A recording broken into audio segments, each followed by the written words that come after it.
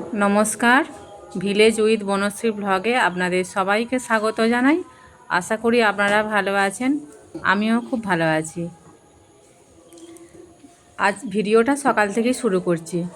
এখন এই সকাল 8টা মতন বাজে, আর এসেছি ফুল তুলতে। এটা টগর ফুলের গাছ। এইখান থেকেই ফুল তুলে ঠাকুরের সেবা দেওয়া হয়, পুজো করা হয়। আর তারপরে দেখুন কত তাল গাছ, ওই যে টগর গাছটা ছিল তার পাশেই, আর ওই টগর গাছের পাশেই ছিল তাল গাছগুলো। আর কত বন্ধুরা তাল হয়েছে দেখুন। এই তাল কাঁচাতেও খাওয়া হয়, আবার পাকলেও খাওয়া হয়। কাঁচাটা খাওয়া বেশি উপকার, পাকলে সেই তাল থেকে তাল ফুলুরি হয়, তালের পিঠে হয়, আরও অনেক কিছু তৈরি হয়। আর যে এখন যে তালের শাঁসটা পাওয়া যায়, এটা খুবই উপকার, গ্রীষ্মকালে খেলে খুবই ভালো। কিন্তু আমাদের খেতে নেই, ওই দেখাই হচ্ছে। আর আরও আছে, তাল গাছের সাথে সাথে নারকেল গাছও আছে। আর নারকেল গাছে নারকেল নেই, কেননা এখন তো ডাব বিক্রি করে দেওয়া হয়, ওই জন্য নারকেল গাছে আর নারকেল নেই।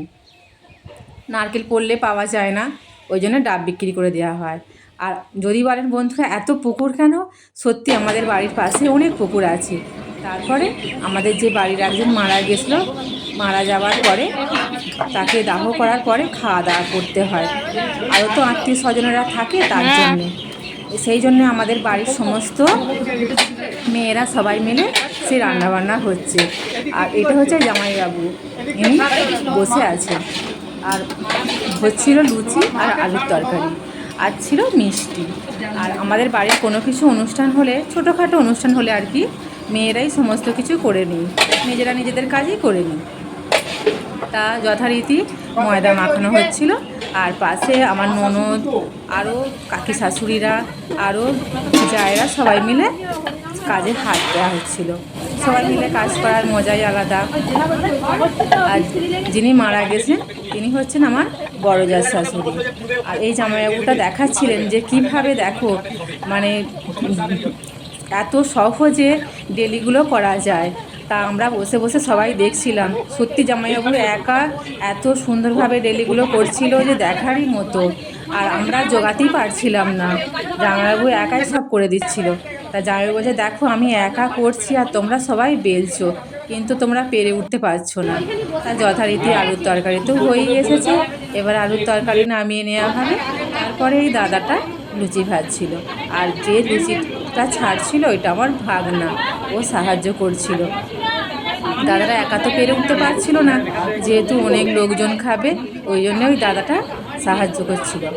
আর ভাগনা পাশে দাঁড়িয়ে থেকে সেগুলো ছেড়ে দিচ্ছিল তেলের উপরে। লুচি হলো, লুচি ছিল, আলুর তরকারি, আর সাথে ছিল মিষ্টি, আর বিশেষ কিছু হয়নি। এইভাবেই চলছে, আরও লোকজন খাবে। তারপরে যারা শ্মশানে দাহ করছে তাদের জন্য এই লুচি, আলুর তরকারি আর মিষ্টি প্যাকেট হবে। তা বাড়ির কিছু কিছু সদস্যরা তারা সেই কাজগুলো করছিল, আর আমরা বেলছিলাম। তা হয়ে যাওয়ার পরে আমি আমার মেয়েকে খেতে দিচ্ছিলাম। তারপরেই আবার চলে এসেছিলাম, যখন আত্মীয় স্বজনেরা বাড়ি যাচ্ছিল, তো ওদেরকে দাঁড়াতে এসেছিলাম। তো তারপরে এসে আমার মেয়ে বলল, মা দেখো কত শালুক ফুল আর কত পানা ফুল ফুটেছে পুকুরটাতে। আর এইখানেও স্নানের ঘাট, চারিদিকে পুকুর আর স্নানের ঘাট করা আছে, গ্রাম বাংলায় যেমন হয়। তো মেয়ে বলছে, মা একটা পানা ফুল তুলে দেবে আমায়। তাই পুকুরে নেমেছি একটা পানা ফুল তুলতে।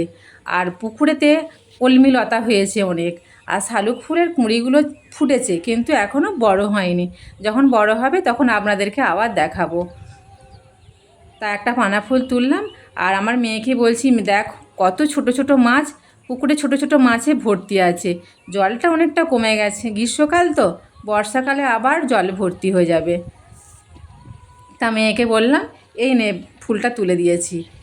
আর চারিপাশে শুধু সবুজ আর সবুজ, যেহেতু গ্রাম বাংলা সবুজ তো হবেই। এই সময় সবুজ, আবার আলু যখন ওঠে তখন আবার গোটা মাঠ ফাঁকা হয়ে যায়। আর বন্ধুরা তাল গাছগুলো এক পায়ে দাঁড়িয়ে আকাশেতে উঁকি মারছে। সেই ছোটোবেলার কবিতাটা মনে পড়ে যাচ্ছে দেখে। এই সব পানা ফুলগুলো কত সুন্দর দেখাচ্ছে। আর শালুক ফুলটা বোঝা যাচ্ছে না ক্যামেরা, তবে ওর পাতাটা বুঝতে পারা যাচ্ছে। দূরে শুধু মাঠ আর মাঠ। এরপরে আমরা আবার ওই ঘাটে একটু বসেছিলাম। তারপরে মেয়ে বলল, মা বাড়ি চলো।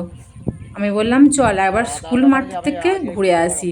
তো স্কুল মাঠে গেলাম, পাশেই স্কুল, অঙ্গনওয়াড়ি আর প্রাইমারি স্কুলটা পাশেই ছিল। এখানে আবার পৌষ মাসে খেলা হয়, মানে অনুষ্ঠান হয়, যাকে বলা হয় মিলন মেলা অনুষ্ঠান। তা ছেলেমেয়েরা যথারীতি খেলা করছিল। আমরা বেশি যাইনি, কেননা বল খেলছিল তো ওদের খেলার অসুবিধা হতে পারে। তা মেয়েকে বললাম চলো এবার বাড়ি চল। তা স্কুল, এটা হচ্ছে প্রাইমারি স্কুল, এটা পিছন দিকটা।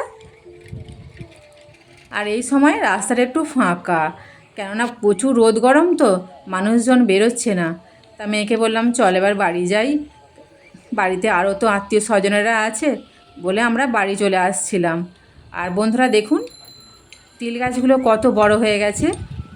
আর চারিপাশে যে পার্থেনিয়াম গাছগুলো প্রচুর হয়েছে, কিন্তু পার্থেনিয়াম গাছ খুবই খারাপ, হাঁচি, সর্দি, হাঁপানি এইসব রোগ হয়। তা বন্ধুরা ভালো লাগলে ভিডিওটা সাবস্ক্রাইব করে দেবেন।